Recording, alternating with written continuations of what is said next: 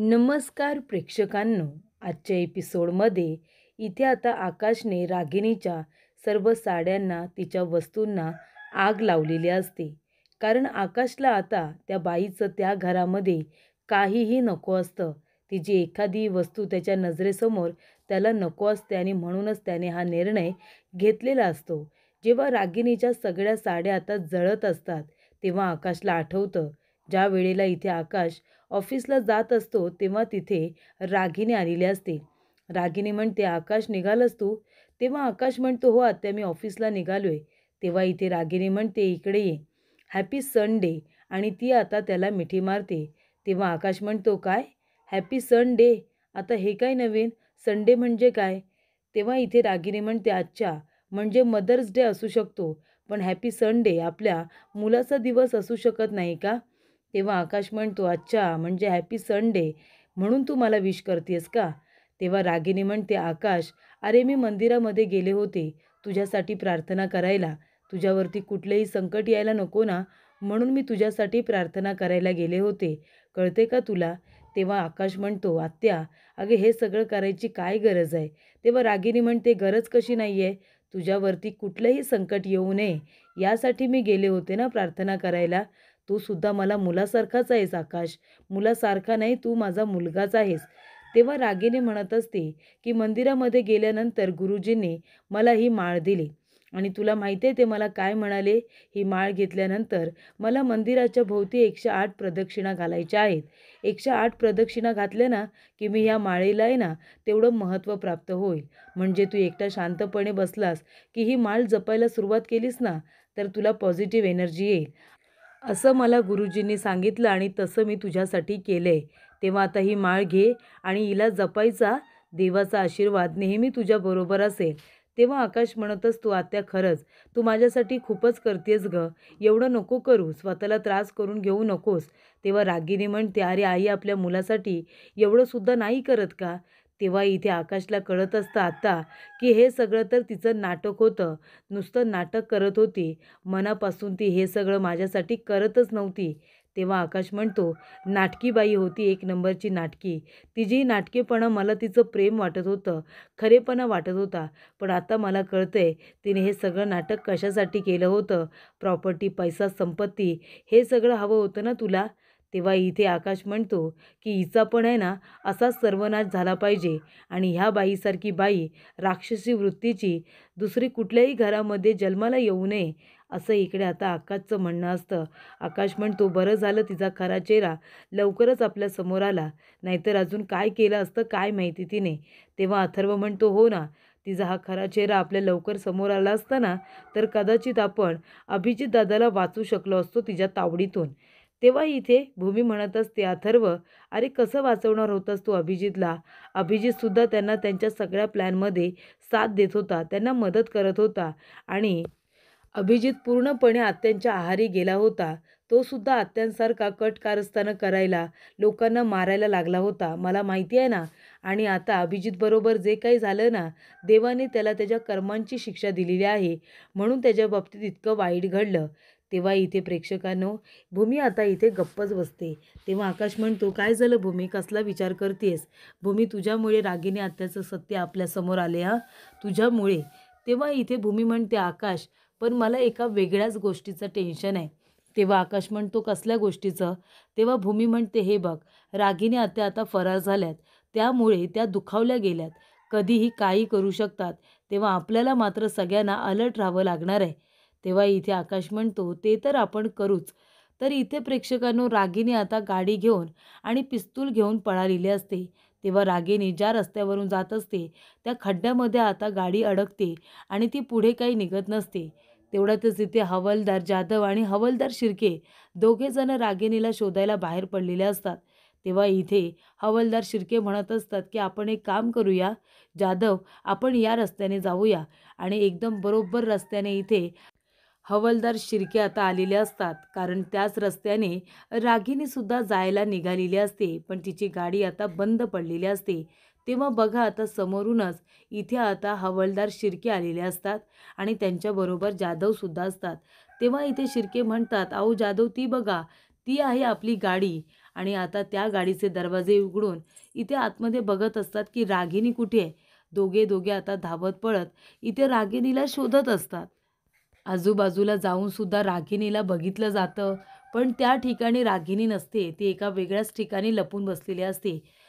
तेव्हा हवालदार शिर्के आणि जाधव दोघे जण इकडे तिकडे तिला शोधत असतात, पण रागिनी काही त्यांना सापडत नाही.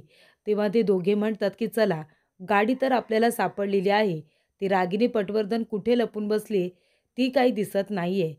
तेव्हा इथे आता हवालदार म्हणत असतात की अरे तुला माहिती नाहीये का, रागिनी पटवर्धन पाताळ यंत्री बाई आहे. अरे ती पाताळात जायला सुद्धा कमी करणार नाही स्वतःचा जीव वाचवण्यासाठी. इतके कारस्थानं केलेत, इतके कारनामे केलेत आणि आता शिक्षा भोगायची जेव्हा वेळ आली, तेव्हा बरोबर पळून गेली, असं त्यांचं आता म्हणणं असतं. रागिनी आता भिंतीच्या आड उभी राहून त्यांचं बोलणं ऐकण्याचा प्रयत्न करत असते. हवालदार म्हणतात, "जाऊ दे तिला कुठे गेली ते. आपण तिला शोधून काढायचंच. ती पाताळात जरी गेली असली ना, तरी तिथून शोधून काढायचं," असं त्यांचं म्हणणं आहे. पण आपण आपला शोध थांबवायचा नाही. ती कितीही पाताळ यंत्री असली तरीसुद्धा तिला शोधून काढायचंच, असं त्यांचं आता ठरलेलं असतं. त्याचबरोबर प्रेक्षकांनो, इथे आता रागिनी जात असताना तिचा पाय आता काचेच्या बाटलीवरती पडतो. ती बाटली फुटूनच तिथे पडलेली असते. त्यातली एक काच रागिनीच्या पायामध्ये घुसते. तेव्हा इथे रागिनीला खूप राग आलेला असतो. जेव्हा इथे भूमी म्हणते, "आत्या, अहो काय हे? अभिजित तुमचा मुलगा आहे ना?" तेव्हा रागिनी म्हणते, "नाही, नाही, तो माझा मुलगा नाही आहे. मी स्वतः त्याचा गळा दाबून त्याला मारून टाकलेला आहे." ज्या पद्धतीने तिने सगळ्यांच्या समोर हे आता कन्फेस केलेलं असतं. मग काय, सगळेजण साक्ष तर देणारच होते. रागिनीने स्वतःच्या मुलाला मारले, त्याची हत्या केली, ही बातमी सगळीकडे आता पसरणारच, हे आता रागिनीला माहिती असतं. तेव्हा प्रेक्षकांनो, इथे आकाशने ज्या पद्धतीने तिच्या चेहऱ्याला चिखल लावलेला असतो, भूमी, अथर्व, मानसी, त्याचबरोबर अभिजित या सगळ्यांनी मिळून लावलेला असतो, ते सगळं तिला आता आठवत असतं. अपमानास्पद गोष्टी घडलेल्या असतात, तिला आठवत असतात. तेव्हा पायामध्ये रुपलेली काच तिने खेचून काढलेली असते आणि ती म्हणत असते की संपलं सगळं, संपलं. मी स्वतःच्या तोंडाने स्वतःच्या गुन्ह्याची कबुली दिली. संपलं सगळं, संपलं, असं ती म्हणत असते. तिला पश्चातापसुद्धा झालेला असतो. करू तर काय करू? आता माझ्याकडे दुसरा कुठला पर्यायसुद्धा नाही आहे महाजनांच्या घरी जाण्याचा. अभिजित होता तर अभिजितला मारून आकाशची सिंपत्ती मिळवून त्या घरामध्ये मी गेले तरी. पण आता तर आकाशला सुद्धा समजले की मी खरी गुन्हेगार आहे ते. आता आकाश मला कधीच त्या घरामध्ये परत घेणार नाही. काय करू मी देवा, काय करू? आणि इथे आता रागिनी बोलत असतानाच ती पिस्तूल घेते आणि स्वतःच्या डोक्याला लावते. त्यानंतर प्रेक्षकांनो, एवढ्यावरच नाही, आकाश भूमी दोघेजण आई योगेश्वरीच्या समोर उभे असतात. आकाश म्हणत असतो की आई योगेश्वरी, तुझ्यामुळे, तुझ्या कृपेमुळे रागिनी पटवर्धन यांचं सत्य माझ्यासमोर आलेलं आहे. भूमीने मला किती वेळा तरी सत्य सांगण्याचा प्रयत्न केला, पण मी कधी तिचं बोलणं ऐकून घेतलं नाही, तिच्यावरती विश्वास ठेवला नाही. पण या वेळेला तिने जे काही केलंय ना, रागिनीला सगळ्यांच्या समोर एक्सपोज करून तिने खूप चांगलं काम केलेलं आहे. तेव्हा इथे आकाश म्हणत असतो की भूमी, अगं देवी आईच्या रूपात जणू काही तूच आलीस हे घर वाचवायला. देवी आईच्या रूपामध्ये तूच होतीस, जिने आम्हाला सगळ्यांना सांभाळून घेतलं. भूमी, एवढं सगळं झालं, पण तू मला काहीच कसं सांगितलं नाहीस गं? तेव्हा भूमी म्हणते, आकाश, तुला खरं सांगू का? तुला सत्य सांगण्याची माझी खूप इच्छा होती. पण मला असं वाटत होतं की जेव्हा मी तुला चांगलं काही सांगायला जाते, तेव्हा अशी काहीतरी गडबड होते की माझे पुरावे तरी नष्ट होतात, नाहीतर मी काहीतरी चुकीची माती तरी खाते. त्यामुळे मी विचार केला की जोपर्यंत मी स्वतः हे सगळं बघत नाही स्वतःच्या डोळ्याने, तोपर्यंत मी कोणाला काहीसुद्धा सांगणार नाही आहे आणि मी नव्हतेच सांगणार, असं भूमी आता म्हणत असते. त्यानंतर प्रेक्षकांनो, इथे आता भूमी म्हणत असते की बलदेवचं काय करायचं आता? अभिजित नाही आहे ते सगळ्यांना कळलंय. बलदेवसुद्धा जायला निघेल आणि पौर्णिमा कशीही असली आकाश, तरी ती माझी बहीण आहे रे. सत्य समजल्यानंतर तिची काय अवस्था झाली असेल खरंच मला काही कळत नाही आहे. मी समजू शकते तिला आता काय वाटत असेल. तेव्हा इथे आता आकाश म्हणतो, चल आपण तिच्याकडे जाऊया, तिच्याबरोबर आपण बोलूया. तेवढ्यातच प्रेक्षकांनो, पौर्णिमा रडत बसलेली असते. त्या ठिकाणी आता अभिजितने आपली बॅग वगैरे पॅक केलेली असते आणि अभिजित म्हणतो, पौर्णिमा निघतोय मी चाललो. आणि आतापर्यंत इथे अभिजित म्हणून जे काही राहत होतो, जे काही बोललो, त्यासाठी खरंच मला माफ कर. खरंच मी मनापासून तुझी माफी मागतोय. खरं तर हे नाटक करायला मी इथे आलोच नसतो. पण रागिनी पटवर्धनबद्दल मी ऐकलं आणि मग मी विचार केला की नाही, तिने आत्तापर्यंत जी कारस्थानं केली आहेत ना, ती सगळ्यांच्या समोर आलीच पाहिजे. आणि म्हणूनच मी भूमिताईची मदत केली रागिनी पटवर्धनला एक्सपोज करण्यामध्ये. तेव्हा इथे आता अभिजित म्हणत असतो, पण तरीसुद्धा इथे मी कुठल्या कामासाठी आलो होतो ते मला माहिती होतं. पण मी तुझ्याबरोबर ह्या रूममध्ये राहिलो त्यासाठी खरंच तुम्हाला माफ कर. मी मनापासून तुझी माफी मागतोय. मला तुझ्या भावना कधीच दुखवायच्या नव्हत्या. तेव्हा प्रेक्षकांनो, अभिजित म्हणत असतो की पौर्णिमा मी मनापासून तुझी माफी मागतोय, अगदी मनापासून. तेव्हा इथे पौर्णिमा गप्पच असते. तेव्हा अभिजित तिच्या जवळ येऊन बसतो. तिला म्हणत असतो, पौर्णिमा प्लीज असं करू नकोस. हे बघ मी निघालोय जायला. मी हे जे काही नाटक केलं ते फक्त रागिनी पटवर्धन यांना एक्सपोज करण्यासाठी केलं. त्यांचा खरा चेहरा तुमच्या समोर यावा म्हणून केलं. अभिजितच्या मृत्यूच्या मागे त्यांचा हात नाही तर त्याच आहेत हे दाखवण्यासाठी मी तुला इथे आलो होतो. तेव्हा प्रेक्षकांनो, इकडे आता अभिजित म्हणत असतो, बरं ठीक आहे, मी निघतो जायला, पण माझ्याशी काहीतरी बोल तरी. प्लीज अशी गप्प राहू नकोस, काहीतरी बोल. तेव्हा अभिजित म्हणतो, हे बघ पौर्णिमा, एवढे दिवस मी आता तुझ्याबरोबर होतो, पण एक गोष्ट माझ्या लक्षात आलेली आहे. तू कशीही असशील, या लोकांबरोबर भांडत असशील, वाद घालत असशील, पण तुझं तुझ्या नवऱ्यावरती, अभिजितवरती किती प्रेम होतं ना, हे मला कळले. तुझं तुझ्या नवऱ्यावरती खरं प्रेम होतं, याची जाणीव आहे मला, खरंच आहे. आणि म्हणूनच मी आता इथून जातोय. अभिजितची जागा कधीच कुणी घेऊ शकत नाही. तेव्हा प्रेक्षकांनो, इथे आता पौर्णिमा अभिजितला म्हणत असते की तुम्ही इतके दिवस इथे माझ्या रूममध्ये राहिलात, माझ्याबरोबर अंतर ठेवून वागलात, त्यासाठी थँक्स. आणि मग ती काहीच बोलत नाही. तेव्हा प्रेक्षकांनो, राकेश निघतो आणि आता बाहेर पडलेला असतो. तेव्हा प्रेक्षकांनो, इथे आता आकाश म्हणत असतो की कुठे जातोयस तू बलदेव? तेव्हा बलदेव म्हणतो, अरे आकाश, आता मला जायला नको का? झालं आता सगळं. इथे रागिनी पटवर्धनला एक्सपोज करायचं होतं, करून झालं की. आता जाऊ दे मला माझ्या मार्गाला. तेव्हा इथे आकाश म्हणत असतो, असं काय बोलतोयस तू अभिजित? हे बघ, तू इथे राहा ना, आम्हाला काहीच प्रॉब्लेम नाही आहे. तेव्हा इथे बलदेव म्हणत असतो, असं कसं मी इथे राहणार?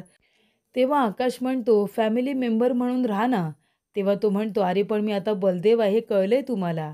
तेव्हा आकाश म्हणतो, बरं ठीक आहे, तू भूमीसाठी सुद्धा बलदेवच होतास ना, मग तरीसुद्धा इथे राहिलास ना, तिला बहीण मानून. मग आता इथे राहा ना, मला सुद्धा भाव मान. तेव्हा प्रेक्षकांनो, बलदेव नाहीच म्हणत असतो. तेव्हा इथे भूमी म्हणत असते, बलदेव दादा, असं काय करताय तुम्ही? अहो मी तुम्हाला भाऊ मानलंय ना, आणि माझा भाऊ जर आयुष्यभरासाठी माझ्या जवळ असेल, माझ्याबरोबर असेल, तर यापेक्षा दुसरा आनंद कुठला असू शकतो? तेव्हा बलदेव म्हणतो, नाही नको, उगाच माझ्यामुळे या घरामध्ये वाद नको. आता माझं काम झालंय, मला प्लीज निघू द्या. तेव्हा आकाश म्हणतो, कुठे जाणार आहेस तू? संकर्षणच्या हॉस्पिटलमध्ये जाणार आहेस का आता राहायला? हे बघ, तू नको काळजी करू. तुझी आई हॉस्पिटलमध्ये आहे ना, पुढच्या आठवड्यात तुझ्या आईचं ऑपरेशन आहे, बरोबर ना? त्यांचं ऑपरेशन व्यवस्थित होईल, तू नको काळजी करू. तोपर्यंत तू आमच्याबरोबर इथे राहा ना, आणि आईला बरं वाटल्यानंतर आईनासुद्धा आपण इथेच घेऊन येऊ. तू नको काळजी करू, तुझ्या आईलासुद्धा काही नाही होणार. आपण सगळेजण मिळून त्यांची काळजी घेऊ. पण तू आता इथे राहा बरं, आम्हाला काहीच प्रॉब्लेम नाही आहे. आपण एकत्र एक कुटुंब म्हणून राहू. तेव्हा इथे भूमी म्हणते, प्लीज आता बलदेव दादा नाही म्हणू नका, द्या ना होकार तुम्ही सुद्धा. तेव्हा इकडे आता बलदेव म्हणतो, ठीक आहे भूमिताई, तुमची जर अशीच इच्छा असेल तर मी थांबायला इथे तयार आहे. पण पौर्णिमाचं काय? बरोबर की नाही? पौर्णिमाचं काय? मी इथे जर राहिलो तर मी बलदेव आहे, पण मी दिसतो अभिजितसारखा. ती सारखी मला बघेल आणि मग तिला अभिजितची आठवण येईलच ना. मग तिला त्रास होईल, त्याचं काय करायचं आहे आपण? म्हणून मी इथे राहायला तयार नाही आहे. तेव्हा इथे भूमी म्हणते की दादा तुम्ही नका काळजी करू. पौर्णिमाला कसं सांभाळायचं आहे, समजवायचं आहे ते मी बरोबर तिला सांगेन. फक्त तुम्ही होकार द्या राहण्यासाठी, आणि प्लीज तुम्ही इथे आता निवांत राहा. आमची काहीच हरकत नाही. तेव्हा प्रेक्षकांनो, इथे आता बलदेव आणि आकाश एकमेकांना मिठी मारतात. ते दोघेजण एकमेकांबरोबर राहायला आता तयार झालेले असतात. तेवढ्यातच भूमी आणि आकाश दोघेजण पौर्णिमा बरोबर बोलायला आलेले असतात. तेव्हा इथे आकाश म्हणतो, जे काही सांगशील ते समजावून सांग. तेव्हा भूमी जाते आणि म्हणते, पौर्णिमा बाळा अगं शांत हो. हे बघ सत्य जे काही आहे ना ते तुला सुद्धा आता स्वीकारावं लागणार आहे बाळा. आणि सत्य हेच आहे की रागिनी पटवर्धन यांनी आपल्या अभिजितला संपवलंय. हेच सत्य आहे बाळा. तेव्हा इथे भूमी म्हणते, पौर्णिमा अगं नको रडू. रडून रडून बघ काय अवस्था करून घेतलीस तू स्वतःची. तेव्हा आकाश म्हणतो, हे बघ पौर्णिमा, झालं ते आपण बदलू नाही शकत. पण तुला जर अजून काही पुढे करायचं असेल तर आम्ही सगळेजण तुझ्याबरोबर खंबीरपणे उभे आहोत गं. पण प्लीज प्लीज तू आता हे रडणं बंद कर आणि स्वतःला अजिबात त्रास करून घेऊ नकोस. तेव्हा इथे भूमी म्हणत असते, पौर्णिमा हे बघ सत्य परिस्थिती जी आहे ना ती आपल्याला इथे मान्य करावीच लागणार आहे. तुला सुद्धा हे सत्य आता मान्य करावं लागेल की अभिजित या जगामध्ये नाही आहेत. जशी आता राहत होतीस ना तशीच आनंदाने तू आताही राहा. पण निदान आता तुझ्या मनातून आमच्याबद्दलची कटुता तरी गेली असेल ना. अभिजितच्या मृत्यूच्या मागे आमचा हात नाही आहे हे तुला कळलं असेलच. तेव्हा इथे आता पौर्णिमा उठून उभी राहते आणि जाऊन इथे आता गोळ्या खात असते झोपेच्या. ती म्हणत असते, नाही जगायचं आहे मला, मला जगायचंच नाही आहे. काय या जीवनाला अर्थ तरी आहे का? तेव्हा प्रेक्षकांनो इथे आता सगळेजण पौर्णिमाकडे धावत येतात. भूमी म्हणत असते, पौर्णिमा अगं काय करतेस तू? हे प्लीज शांत हो. ठेवून दे बरं हे बाजूला, शांत हो. तू काही स्वतःला संपवायला निघाली आहेस का? हे बघ पौर्णिमा, असा वेडा वाकडा विचार आहे ना पुन्हा मनामध्ये सुद्धा आणायचा नाही आहे. तेव्हा भूमी म्हणते, हे बघ झालं ते झालं, आपण नाही बदलू शकत गं. कितीतरी गोष्टी आपण बदलू शकत नाही. म्हणूनच मी म्हणते, तू सुद्धा हे सगळं आता विसरून जा. प्लीज विसरून जा. हे बघ बलदेवला मी इथे अभिजित म्हणून घेऊन आले. कारण मला रागिनी आत्यांचं सत्य सगळ्यांच्या समोर आणायचं होतं आणि आपल्याला तर माहिती असायलाच हवी होती ना, की इथे अभिजित बरोबर नक्की काय घडलंय, बरोबर ना? हे सगळं रागिनी आत्यांमुळे घडवून आणले. तेव्हा पौर्णिमा म्हणत असते, का? माझ्या बाबतीत का? माझ्या नशिबातच असं का? इथे माझ्या नवऱ्याला इथे आता रागिनी पटवर्धन यांनी संपवलं. त्यानंतर थोड्या दिवसांनी बलदेव माझ्यासमोर अभिजित म्हणून आला आणि वावरायला लागला. त्याच्यामध्ये मी आता अभिजित परत आली आहेत म्हणून मी गुंतत गेले. आणि नंतर काय कळतंय मला, तर हा माणूस माझा अभिजित नाहीच आहे. हा बलदेव कुणीतरी आहे आणि त्या माणसाला तुम्ही घरामध्ये घेऊन आलात. तेव्हा प्रेक्षकांनो इथे भूमी म्हणते, शांत हो बाळा, प्लीज शांत हो. नको स्वतःला इतका त्रास करून घेऊस. आकाश म्हणत असतो, तू एक काम कर ना, तू तुझं नवीन आयुष्य सुरू कर. काय करायचं आहे तुला सांग बरं पौर्णिमा. तुला पुढे शिक्षण घ्यायचं आहे का? प्लीज तुला शिक्षण कंटिन्यू करायचं असेल तर ते कर. कुठले क्लासेस जॉईन करायचं आहे का? तुला काय शिकायचं आहे ते शिक ना.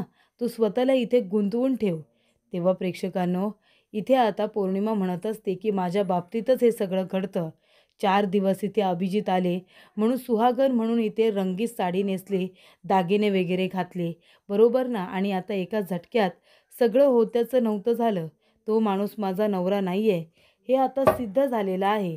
त्याच्यामुळे आता तुम्ही माझ्यावरती हसा ना, सगळेजण हसा. मी इथे साडी नेसू शकत नाही रंगीत, दागिने घालू शकत नाही. तेव्हा तुम्ही सगळेजण माझ्यावरती हसा ना. तेव्हा इथे भूमी म्हणत असते, पौर्णिमा काय बोलतेस तू हे? आम्हाला सगळ्यांना हसायला सांगतेस. आम्हाला तुझ्या परिस्थितीवरती हसू येते असं वाटते का तुला? तेव्हा प्रेक्षकांनो इथे भूमी आता पौर्णिमाला सांभाळत असते आणि पौर्णिमा बघा मनामध्ये काय म्हणते, भूमी महाजन, रागिनी पटवर्धन तर माझी दुश्मन आहेच. मी तिला कधीच माफ नाही करणार. पण तू जे काही केलेस ना माझ्याबरोबर त्यासाठी मी तुलासुद्धा माफ नाही करणार. कारण का? तू इथे खोट्या माणसाला बलदेवला अभिजित म्हणून या घरामध्ये तर घेऊन आलीस, पण माझ्या रूममध्ये राहण्याची सुद्धा परवानगी दिली होतीस. त्यानंतर प्रेक्षकांनो पुढील भागामध्ये इथे आता भूमीला जाग येते म्हणून ती शेजारी बघते तर इथे रागिनीने तिचं बाळ उचलून आता अर्धवट नेलेलं असतं. तेव्हा ती म्हणते, आकाश उठ ना आकाश, अरे आपलं बाळ कुठे आहे? तेव्हा प्रेक्षकांना आकाश म्हणतो, का काय झालं? तेव्हा भूमी म्हणते, हे काय, अरे इथेच तर होतं ना बाळ पाळण्यामध्ये, मग ते बाहेर कुठे गेलं? बाहेरपासून आवाज येतोय. तेव्हा प्रेक्षकांनो इथे आता भूमी उठून उभी राहते आणि आता बाहेर बघत असते की रडायचा आवाज कुठे येतोय. तर इथे रागेने क्षितिजाला आपल्याबरोबर घेऊन जात असते आणि इथे क्षितिजाच्या रडण्याचा आवाज भूमी आणि आकाश इथपर्यंत पोचलेला असतो. तेव्हा भूमी म्हणते, आकाश अरे तिकडे बघ, आत्या आपल्या क्षितिजाला घेऊन जात आहेत. आता याची भीती आकाशला आणि भूमीला दोघांना सुद्धा खूपच जास्त वाटत असते. कारण इथे हल्ली माणसं माणसांना माफ करत नाही आहेत. त्यांच्या वाईटावरती सुटलेले आहेत.